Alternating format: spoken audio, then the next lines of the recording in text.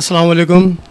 K92 news के साथ आज हम मौजूद हैं सिंध हाई कोर्ट की जानी मानी शख्सियत जनाब एडवोकेट कामरान अबड़ो साहब के साथ। आइंसा कुछ एजुकेशन और वकालत के बारे में कुछ मालूमात करते हैं। अस्सलाम वालेकुम सर, बहुत शुक्रिया सर, आज आपने अपने कीमती वक्त में हमें टाइम दिया। आपने क्या कहना चाहेंगे सर आप वकालत के हवाले से?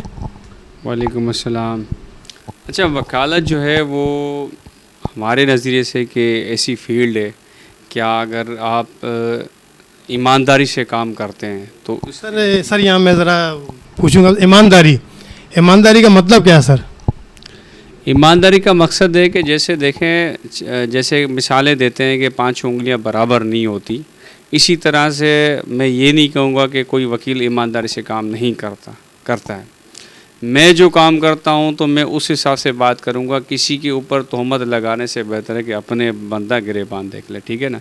ईमानदारी से काम ये होता है कि हर किसी का अपना तरीक़ेकार होता है काम करने का। हम क्या करते हैं, क्लाइंट आता है, बताता है ये हमारा मसला है, ये हल करना है, हम इसके इतने चार्जेस लेंगे और आपका मसले को हल करेंगे। कुछ हमारे वकील बरादरान इस तरह से होते हैं, या हम उनको यूँ नहीं कहेंगे वकील बरादरान के कपड़ों में टाउट्स होते हैं। टाउट्स मतलब वकील नहीं होते, वो लिबास तो वकील नहीं होते तो फिर कोर्टों में किस तरह जाते हैं वो? देखिए, पाकिस्तान में हर जगह पे अब यहाँ पे इतना डिजिटल सिस्टम नहीं है। आपने टाई लगा ली, शर्ट पहन ली, कोट पहन लिया तो आपको कोई हाथ नहीं लगाता।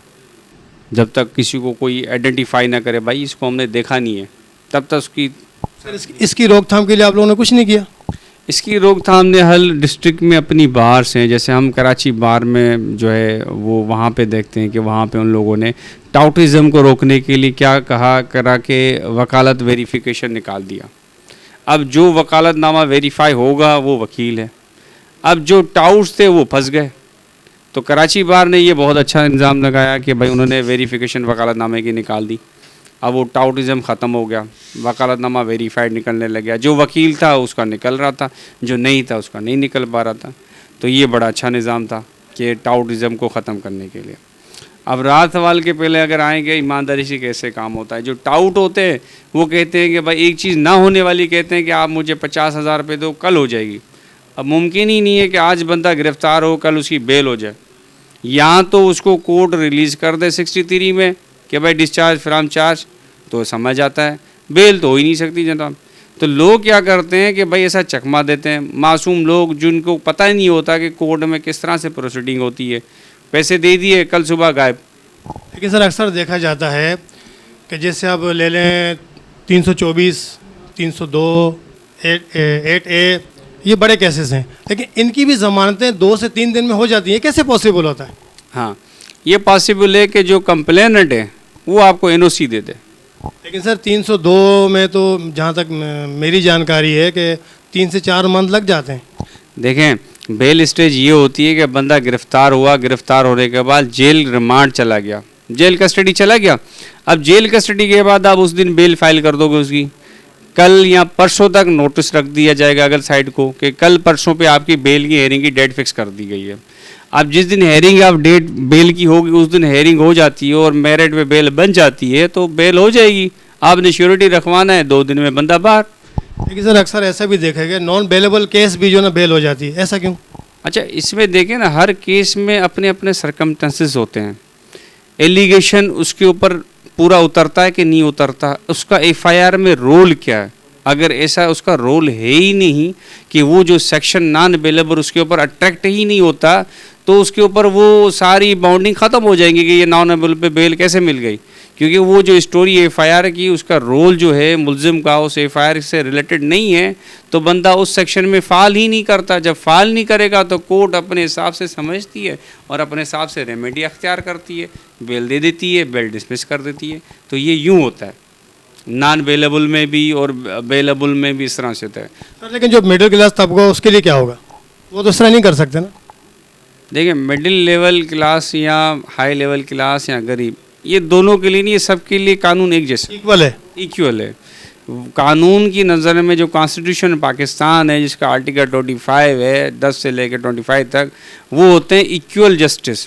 सबको इक्वल ट्रीट करें, हर शहरी को इक्वल ट्रीटमेंट मिलेगी, चाहे वो किसी भी तरीके से हो। किसी को उस कानून के नज़रिए में कोई बड़ा कोई छोटा नहीं है, सब बराबर है।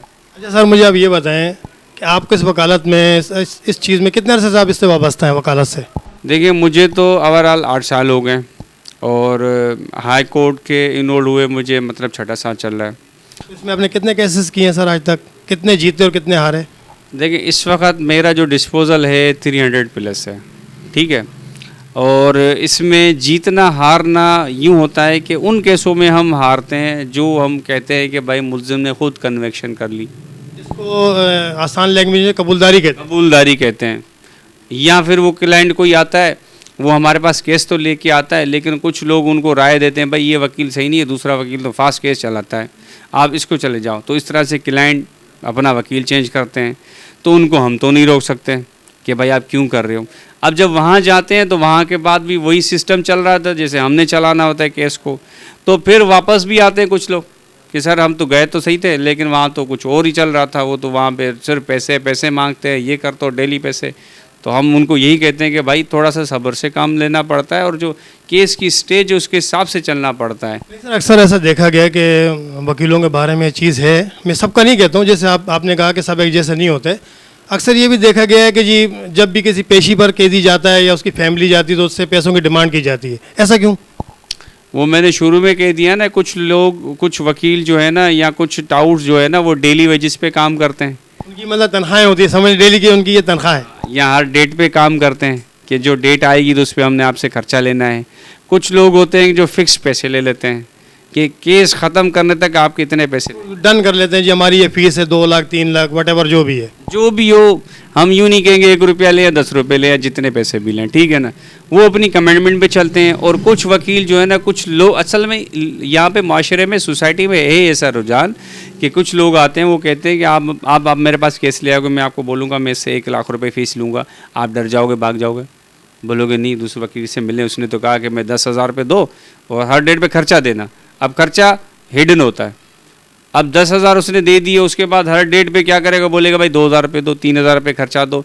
यूँ कराते कराते वो डेट मिलती रहती है, उसके 1 लाख या 2 लाख रुपये लग जाते हैं, उसको पता ही नहीं चलता। वो फिर सोचता है यार अच्छा था 1 लाख रुपये दे के जा छुड़ाता था, डेली का खर्चा है।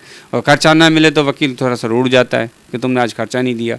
ऐसा ही होता है, ऐसा ही होता है। ऐसा ही होता है क्योंकि देखें हर वकील की अपनी प्रैक्टिस है और हम ये नहीं कहते वो गलत कहता है। उन्होंने इस तरह से कमेंटमेंट करी है, पार्टी ने उनके साथ कमेंटमेंट करी है कि मैं हर डेट पे खर्चा दूंगा, तो वो कमेंटमेंट के हिसाब से वकील साहब भी सही होते हैं। क्योंकि यहाँ पे माशरे में जो पार्टी जिस तरह से चलने जाती है चलती है, वकील भी उस तरह से उनको चलाते हैं। अच्छा सर ये बताएं, लॉ एजुकेशन के बारे में आप क्या कहना चाहेंगे? आम होनी चाहिए ये? देखिए मैं तो कहता हूँ कि मैंने एक अपनी बुक भी तहरीर करी है जो इंशाल्लाह प्रिंट होके जाएगी, अवेयरनेस ऑफ लॉ के मुताबिक। मुआशरे में लॉ की अवेयरनेस नहीं है, जिसकी वजह से लोग फंसते हैं तो फंसते ही जाते हैं। अब पाकिस्तान में पुलिस क्या है, पुलिस हेल्प करने के लिए, लोगों के लिए, और यहाँ पे डरते ही पुलिस से हैं लोग। आपने अवाम के आगे तो पुलिस वाले ने बोला सर क्या हुक्म है, आपकी क्या खिदमत करूं, क्या मसला हुआ है मुझे बताएं, मैं आपका मसला हल करता हूं। पुलिस का किरदार यूं होना चाहिए। यहाँ पे तो पुलिस वाले रोके, इधर आ, बाइक रोक ली, लाइसेंस है नहीं है, ये मतलब लिटरली बातें हैं, इनसे कोई छुपा नहीं सकता या इससे नहीं कर सकते, ये होता है। हम अगर यूनिफॉर्म में ना हो तो कभी कभी हमें भी रोक लेते हैं पुलिस वाले किसी भी मकसद से, कभी कागज़ चेक करने के लिए, कभी हेलमेट के लिए। सर इसकी रोकथाम तो आप लोग ही करेंगे ना सर? देखिए लॉ एंड ऑर्डर्स हुकूमत का काम है, लॉ बना दिया, आवाज़ तो आप उठाएंगे ना सर? देखिए हम आवाज़ उठाते हैं अपनी बार काउंसिल के आगे, अपने वकुला के आगे, वो हाई कोर्ट में रखते हैं और हाई कोर्ट के अंदर यहाँ हाई कोर्ट देखती है, सो मोटो ले लेती है। किसी ने पिटीशन लगा ली, ये गलत हो रहा है, हाई कोर्ट सो मोटो ले लेती है। हमारे में वकीलों में से कोई पिटीशन लगाता है कि सर ये गलत हो रहा है, हाई कोर्ट सो मोटो ले लेती है, बुला लेती है कि भाई आए ये क्या हो रहा है, ये गलत क्यों हो रहा है। तो उस पर रोकथाम होती है, उस पर जो है ना बाकायदगी से नज़रसानी होती है। लेकिन हाई कोर्ट का ये काम नहीं है, काम है हुकूमत चलाने वालों का। लॉ एंड ऑर्डर जिसको कहते हैं कि भाई लॉ तो बन गया, उसको ऑर्डर कौन कराएगा? कौन कराएगा? जो प्रेसिडेंट हुकूमत होगी। वो अगर इस तरह से सख्ती से पेश नहीं आएगी तो नीचे वाले इदारे सारे उनसे जो है ना नॉर्मल तरीके से चलेंगे, कोई लॉ ऑर्डर फॉलो नहीं हो रहा होगा, सब इस तरह से हो गए। अब मैं मिसाल देता हूँ, आप इस्लामाबाद चले जाएं, पाकिस्तान का शहर है इस्लामाबाद, कैपिटल है गांधी का, वहाँ चले जाओ आप, वहाँ पे आपको कोई रक्षा नहीं मिलेगा, कोई आपको ये जैसे कराची में पठानों वाली बसें चलती हैं, हम जिसको कहते हैं पुरानी बस, वो तो दारुल हुकूमत सुने है ना सर। सुने ना, वहाँ पे ला बना गया, वहाँ पे ला बना हुआ है ना कि रक्षा नहीं चलेगा, बस नहीं चलेगी, उस पर अमल होता है तभी नहीं चलती। कराची में बना हुआ है कि भाई कब से बना हुआ है कि भाई ये पुराने रक्षे बंद कर दें, सीएनजी वाले रक्षे चलाएं। अभी भी आपको रक्षे नज़र आ रहे होंगे जो शोर करते हैं। क्यों नज़र आ रहे हैं? क्योंकि लॉ ऑर्डर इम्प्लीमेंट नहीं हो रहा। ये आपने वकीलों ने नहीं करना है, जो इदारे हैं जो इन पे काम कराना है उन्होंने काम करने हैं। सर उन तक आवाज़ तो आप लोग ही पहुँचाएंगे ना सर, क्यों अदलिया में आप लोग बैठे हुए हैं? देखें, हमारा वकील का काम क्या होता है, जो मसले मसाइल किसी इंसान के साथ होते हैं उनका रिप्रेजेंटेटिव बन के कोर्ट में पेश होना। अब कुछ ऐसे मसले होते हैं जो पब्लिक इंटरेस्ट में चले जाते हैं, पब्लिक लिटिगेशन करी जाती है, मतलब जो पूरे आवाम के लिए मसले हैं उसमें कोर्ट खुद ही सोमोटो लेती है। अब अगर हम बात करें कि हम एक मतलब केस में बैठे हुए थे जस्टिस साहब के पास, हाई कोर्ट में सलाउद्दीन पंवर साहब की जस्टिस हाई कोर्ट है, उनमें 23/1 की हेयरिंग हो रही थी। तो 23/1 की हेयरिंग हो रही थी, वहाँ पे किसी वकील साहब ने कहा कि सर ये हुआ मेरा मसला, तो उसने एक आवाज़ गलती कि ये केस कौन चला रहा है, कह रहे सर ये केस चलाता है सीनियर सिविल जज। तो वकील साहब ने कहा, जज साहब ने कहा कि ये तो उसकी पावर ही नहीं है, क्यों चला रहे। उन्होंने उस वक्त सोमोटो लिया, MIT को ऑर्डर करा कि भाई जितने भी आज तक सीनियर सिविल जज के पास ये 23/1 सेक्शन के केस चल रहे हैं ये मुझे रिपोर्ट करें, और आज के बाद ये चलने हैं सेशन जज के पास, सीनियर सिविल जज के पास नहीं, वहाँ पे चलाएं। सोमोटो ले लिया, उस वकील ने तो नहीं कहा, किसी ने नहीं करा, जज ने खुद सोमोटो ले लिया, और ऐसा स्टैंड होना चाहिए। एक बंदा आया, उसने कहा सर ये मेरे पास सबूत है, ये मेरे USB में लाया हूँ। तो जज साहब ने कहा मेरे पास तो कोई चीज़ नहीं है, मैं USB में कैसे दूँ। उन्होंने कहा सर बड़ी मासूमी से कहा सर मेरा काम है सबूत लाना, अब कोर्ट भी मेरा सबूत नहीं दे सकती तो मैं किसको दिखाऊँ। तो जज साहब को बड़ी मतलब बात बहुत अफसोस वाली लगी। उन्होंने फिर फ़ौरन एक्शन लिया कि जब भी मेरी कोर्ट बैठेगी और जिधर भी बैठेगी आपने मल्टीमीडिया प्रोवाइड करना है, कोई यहाँ से लोग इस तरह से वापस ना जाए, जो भी चीज़ लें हमने पेश करना है। तो ये सोमोटो लेती हैं अदालतें, हाई कोर्ट की अदालतें इस तरह से सोमोटो लेती हैं, या तो हम पिटीशन बना के जाएं तब भी लेती हैं, इस तरह से फ़ौरन रैंडमली भी लेती हैं। तो ये कोर्ट्स का काम है सोमोटो लेना, हमारा काम है रिप्रेजेंट करना कि ये इशू है, इसको आइडेंटिफाई करना कि सर ये इस कानून के मुताबिक नो ही होना चाहिए या गलत हो रहा है, तो इस पर आप सोमोटो लें या ये हमारी प्रेयर है इसके ऊपर काम करें। तो यूँ सोमोटो होता है। अच्छा सर एक चीज़ और, आपने सुना है सिंध बार काउंसिल के इलेक्शन भी लड़े, उसमें क्या सर आपको प्रोसेस मिला, मतलब क्या आपको वैल्यू मिली उसमें? देखिए जो हमारे वकला बरादरी हैं वहाँ पे एक कमेटी होती है जो कि वकला बरादरी के मसले मसाइल को हल करती है। तो ये इलेक्शन होते हैं उसके 2000 हर साल होते हैं? हर साल होते हैं। मैंने 2021 में कंटेस्ट करा था जो कि इंडिपेंडेंट। हाँ जी हाँ, मेरा जो छोटा अपना ग्रुप है उस हिसाब से जो यंग लायर्स हैं उन कितने हैं सर वो? मेरे अभी फर्म में तो 10 लोग हैं। नाम क्या सर आपकी फर्म का? आला.com के नाम से वेबसाइट है। आला का मकसद है अब्दुल एंड अब्दुल्ला एसोसिएट्स, इस नाम से फर्म है। तो वो कंटेस्ट करा था और इंशाल्लाह अभी फ्यूचर में दोबारा 2023-24 की जो इलेक्शन आएगी उसमें भी इरादा है कि कंटेस्ट करेंगे इलेक्शन में। वहाँ पे तो बेसिकली होता है वकील की वेलफेयर का काम। तो वेलफेयर के हवाले से मेरा अगला सवाल था मेरा, अक्सर देखा जाता है कि कोर्ट के अंदर बेसहारा कैदी आते हैं जिनका आगे पीछे कोई नहीं होता, उनके लिए क्या इक़दाम करेंगे आप? मैंने अक्सर देखा छोटे छोटे केसेस होते हैं, 8,000, 10,000, 20,000 इनकी ज़मानत के होते हैं, और वो भी तकरीबन 6 से 8 महीने, साल, 1-1.5 साल से अंदर जेलों में पड़े हुए हैं। इनके लिए आपने क्या किया और क्या करेंगे आप? देखिए जितने भी लोगों के छोटे छोटे या बड़े केस होते हैं उस हर केस में अपने अपने सरकमस्टेंसेस होते हैं कि वो क्यों नहीं हल हो रहे हैं और क्यों नहीं। वकीलों की वजह से कि वकील नहीं, उनके पास वकील अवेलेबल नहीं है। हाँ, इस तरह के बहुत सारे केसेस में हम अपीयर हुए हैं, क्योंकि अब ये गुज़श्ता 3 साल से ये हुआ है कि सुप्रीम कोर्ट ने एक ऑर्डर पास कर दिया था कि जिस मुल्ज़िम के पास वकील करने के पैसे नहीं हैं तो वो उसको गवर्नमेंट ऑफ सिंध पैसे देगी और कोर्ट मुंतखब करेगी। इस पे अमल हुआ है? बिल्कुल इस पे अमल हुआ है। ऐसे केसेस में मैं 100+ केसेस चलाए हैं मैंने, जिनके पास पैसे नहीं होते। तो आपकी आवाज़ तो आवाम तक पहुंचनी चाहिए। ये तो मेरे ख्याल से लोगों को पता भी नहीं है। ये तो 3 साल से सिस्टम चल रहा है। सर नहीं पता। हाँ, मैं वही तो कह रहा हूँ कि अवेयरनेस ऑफ लॉ की कमी है, लोगों के अंदर कमी है कि किस तरह से क्या रेमेडी कब लेनी चाहिए, किससे लेनी चाहिए। तो वहाँ पे जो कोर्ट में आते हैं कहते हैं कि भाई हमारे पास वकील करने के पैसे नहीं है जज साहब, हम केस कैसे चलाएं। तो जिन जज साहब को तो वो तो सुना कि सरकारी वकील देते हैं। उसको कहते हैं यही वकील, सरकार की तरफ से जो वकील मिलता है इसको यही कहते हैं कि प्राइवेट वकील नहीं करते, वो सिर्फ वकील हायर करके देती है गवर्नमेंट। हाँ जी हाँ, वो जज ऑर्डर करता है। अगर वो कोई मुल्जिम उसको अप्रोच करता है कि भाई सर मुझे वकील दिया जाए, मेरे पास पैसे नहीं है वकील करने के, या मेरे पास है कोई आ नहीं रहा, मुझसे पैसे भी ले गए फिर भी नहीं आ रहा, तो कोर्ट उनसे पूछती है कि ये 2 3 4 वकील बैठे हुए हैं, इनमें से अगर आपको चाहिए तो आप किसी का नाम बताएं, कोर्ट उसको अपॉइंट कर देगी। और अगर वकील मुल्जिम कहता है कि सर मुझे तो नहीं पता कौन अच्छा, जो कोर्ट मुझे दे दे जो मेरे लिए बेहतर है, तो कोर्ट खुद भी ऑर्डर कर सकती है कि भाई कौन सा वकील किधर किस मुल्जिम को दिया जाए। तो कोर्ट की ये हाथ में होता है, कोर्ट उसको मुल्जिम को वकील दे देती है सरकार के एक्सपेंस पे, और वो केस चलता है वो सरकार के एक्सपेंस पे, और वो केस बहुत जल्दी निपट जाता है, उसमें कोई डेटें नहीं लगती। जो डेट आई फिक्स हो जाएगा, 3 से 4 5 डेटों में 6 डेटों में केस ख़त्म, और वो डेट भी छोटी होती हैं। सर आपने क्या किया आज तक इस तरह के गरीब जो कैदी हैं उनके लिए आपने क्या किया, कुछ किया है या आपने सोचा है कि करूँगा आगे चल के? देखिए हमारा ये मकसद है कि जैसे अगर अभी भी हम इस तरह से काम करते हुए आ रहे हैं, अभी हम इंशाल्लाह एक इसी काम पे NGOs वगैरह बनाएंगे? बिल्कुल NGO के ऊपर काम हमारा ये चल रहा है कि जितने जेल्स के अंदर हम विज़िट करने का इरादा रख रहे हैं कि जेल के अंदर कितने कैदी हैं और उनके क्या क्या मसाइल हैं और उनके मसाइल क्यों नहीं हल हो रहे।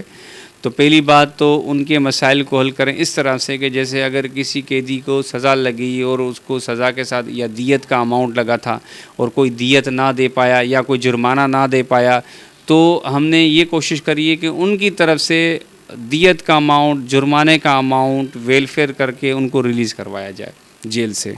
और जिनकी सज़ा नहीं हुई है तो उनके पास अगर पैसे नहीं है, वसाइल नहीं है वकील करने के, तो उनको फ्री में वकील दे दें ताकि उनके मसले मसाइल हल हों।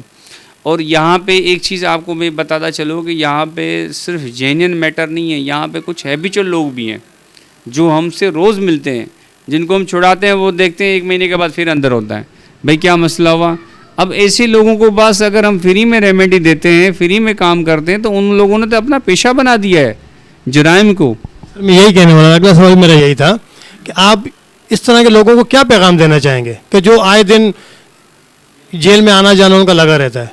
देखिए इनके लिए पैगाम की ज़रूरत नहीं है, इनके लिए सिर्फ असला इसी में है कि इनको जेल में रहने दो ताकि इनको थोड़ा सा एहसास हो कि भाई नहीं, आज़ादी कितनी बड़ी नेमत है और ये मुझे नहीं करना चाहिए, अमन अमान से रहना चाहिए।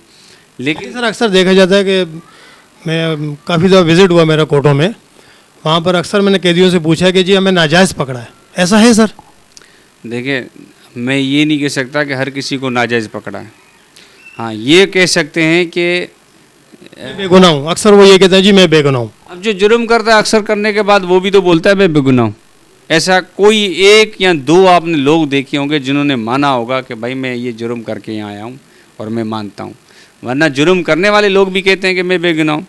और अक्सर लोग हमें जो है ना गाली कहते हैं, हमें जो है ना बदुआएं देते हैं कि इसने जो है ना जुर्म करने वाले को छड़वाया, ये करवा, ये जो है ना जुर्म का हिस्सेदार है। देखें वकील कभी भी किसी ऐसे जुर्म वाले बंदे का साथ नहीं देता। वकील हमेशा जो क्लाइंट उसको बोलता है कि सर देखें मेरे साथ ये नाजायज़ी हुई है, मैं यूँ बेगुनाह हुआ हूँ, देखें अगर ऐसा होता तो ये नहीं होता, ऐसा होता तो ऐसा भी होता, अगले के पास सबूत, तो वाकई अगले के पास ये चीज़ें कम होती हैं।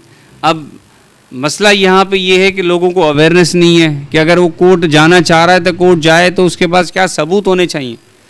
आपको मैं छोटी मिसाल दे दूं कि यहाँ पे हमें तो आप जितने भी हम सब यहाँ बैठे हुए हमें ये नहीं पता कि हम स्टैम्प पेपर क्यों लेते हैं, उस पर क्यों हम एक दूसरे से जो है ना एग्रीमेंटें करते हैं, हमें पता ही नहीं है, हमें वैल्यू तक नहीं पता स्टैम्प पेपर की। और अक्सर लोग सफ़ेद कागज़ पे लिखत कर लेते हैं आपस में, उसमें और स्टैम्प पेपर में क्या फ़र्क है।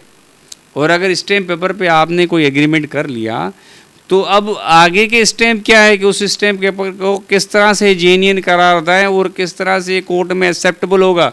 मतलब उसको आपने नोटरी पब्लिक से अटैच करवाना है, जस्टिस ऑफिस से अटैच करवाना है, उसके लिए आपके पास एनआईसी होनी चाहिए, दोनों फरीकेन की, दोनों गवाहों की दरमियान जो गवाह बने किसी भी डील में ये होना चाहिए, ये अटेस्ट होने चाहिए और प्रॉपर होना चाहिए। और जो आप स्टैम्प पेपर ले रहे हो ये भी जेन्युइन होना चाहिए।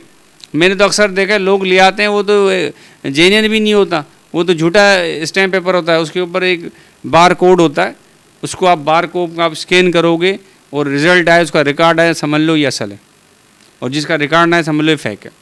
मार्केट में तो हर जगह पे 2 नंबरी चल रही है, तो लोगों को तो ये भी नहीं पता कि स्टैम्प पेपर भी झूठा मिल रहा है, फेक मिल रहा है, वो तो ले लेते हैं बेचारे, सबको किसी को नहीं पता। यहाँ पे बताया ना मैंने, टाउट्स हैं, हमारे लिबास में टाउट्स हैं, पुलिस वाले के लिबास में टाउट्स हैं। न्यू टाउन थाने में मैं गया, एक बंदा हम वहाँ पे पकड़ा, हम किसी काम से गया हुआ था मैं अपने, पता चला वो सुप्रीम कोर्ट का रजिस्ट्रार बन के लोगों को जॉब्स दे रहा था और उसने 2.5-2 करोड़ रुपए का फ्रॉड करा। अब बताओ कितने अरसे में? ये तो नहीं पता था पूरी हिस्ट्री, मतलब वो जो उसने आइडिया उसने ओवरसीज करा के भाई 6 महीने साल में उसने कर दिया होगा। जाता था मुख्तलिफ बड़े बड़े शहरों में जाता था, अपना उसका आईडी कार्ड बना हुआ था, सुप्रीम कोर्ट का दिखा रहा था, कार्ड दिखा रहा था, विजिटिंग कार्ड दिखा रहा था, सुप्रीम कोर्ट का कार्ड बना हुआ, सुप्रीम कोर्ट का रजिस्ट्रार बना हुआ, घूम रहा था कि जॉब कार्ड है मेरा सुप्रीम कोर्ट का, मैं रजिस्ट्रार हूँ। अब बताएं इस तरह से बहुत सारे फ्रॉड चल रहे होते हैं। अब इस तरह की चीज़ों से फ्रॉड से बचने के लिए हमें क्या अवेयरनेस होनी चाहिए, क्या हम अवेयरनेस अख्तियार करें, किस तरह की मालूमात अख्तियार करें कि हम इस तरह के फ्रॉड से बच सकें। इस चीज़ की बहुत कमी है। ये काम है उन इदारों का, कौन से इदारे, जो पुलिस के इदारे, जो फोर्सेस के इदारे हैं, जो इसकी रोकथाम के लिए काम कर रहे हैं ना, उनका काम है कि कॉन्फ्रेंस करवाएं। सर इसकी रोकथाम, इस किस्म के जराइम की रोकथाम के लिए आप क्या मशवरा देना चाहेंगे? देखिए लोगों को तो मेरा मशवरा ये होगा कि आज के इतना ख़तरनाक दौर है कि आप कोई भी काम करो तो काम करने से पहले 1-2 अच्छे पढ़े लिखे इंसान, वकील या कोई अच्छा जो समझदार, उनसे 2-10 लोगों से मशवरा करें कि यार मैं काम करने जा रहा हूँ, ये सही होगा गलत होगा, कहीं मेरे ये गले में तो नहीं आएगा, कहीं मैं तो नहीं फंसूंगा। इस तरह से आपने मोहतात रहना है इस दौर में। ये दौर बड़ा ख़तरनाक है, आपको पता ही नहीं चलेगा, आप जो है ना बड़े बड़े मसाइल का शिकार बनते जाएंगे, आपको पता ही नहीं चलता है।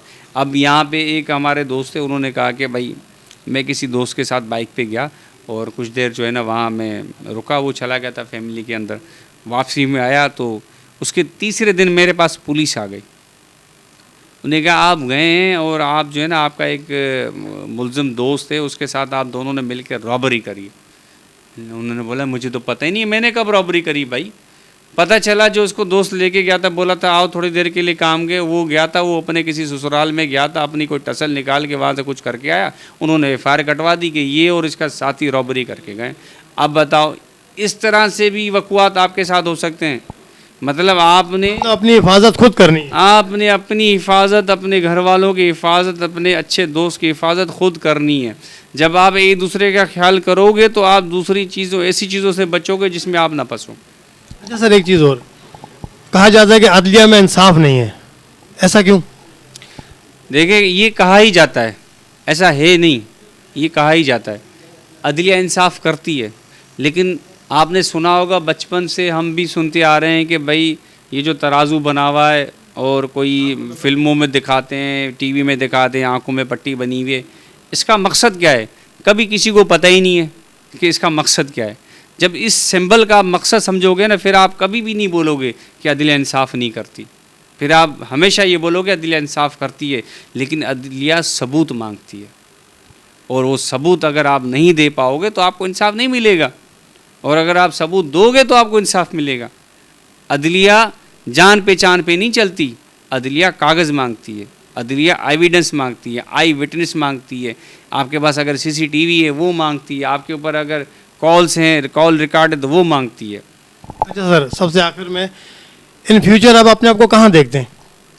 देखिए इन फ्यूचर तो हम तो अपने आप को यूँ देखते हैं कि इंशाल्लाह सुप्रीम कोर्ट के वकील बनेंगे, सुप्रीम कोर्ट का लाइसेंस लेंगे, अल्लाह ताला ने चाहा तो उससे और अच्छा मकाम जो नसीब में होगा वहाँ हम देखना चाहेंगे ख़ुद को।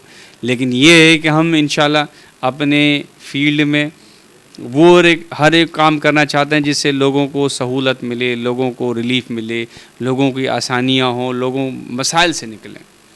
जैसा सबसे आखिर में फिर जो गरीब कैदी हैं, आप उनके लिए क्या करना चाहेंगे? देखिए, उनके लिए मैंने पहले भी बताया कि वो लोग जिनके पास वसाइल नहीं है केस चलाने के और वो जेन्युइन लोग हैं, तो उनके लिए हमने तो पहले से भी है और अभी भी है कि उनको हम जितना सपोर्ट कर सकते हैं, जिस तरीके से सपोर्ट करेंगे करने के लिए तैयार हैं, करते हुए आए। हम अपने प्लेटफॉर्म से आपकी आवाज़ उन तक पहुंचा दें। बिल्कुल, आप उन सब से आवाज़ हमारी पहुँचा दें जो गरीब हैं, जो जिनको ज़रूरत है एक कानूनी मशवरे की, एक कानूनी रहनुमा की कि भाई किस तरह से हम कानूनी मसले को हल करें। उनके लिए हम हाजिर हैं, हम हर वक्त हाजिर हैं, 24 घंटे हाजिर हैं। बहुत शुक्रिया जी। नाज़रीन, देखा आपने, आज हमारे साथ सिंध हाई कोर्ट की जानी मानी शख्सियत कामरान अबड़ो साहब मौजूद थे। अब हमें दीजिए इजाज़त। कैमरामैन जावेद भाई के साथ राशिद खान, K92 न्यूज़ कराची। जी नाज़रीन, अब हमें दीजिए इजाज़त। कैमरामैन जावेद अली के साथ राशिद खान, K92 न्यूज़ कराची।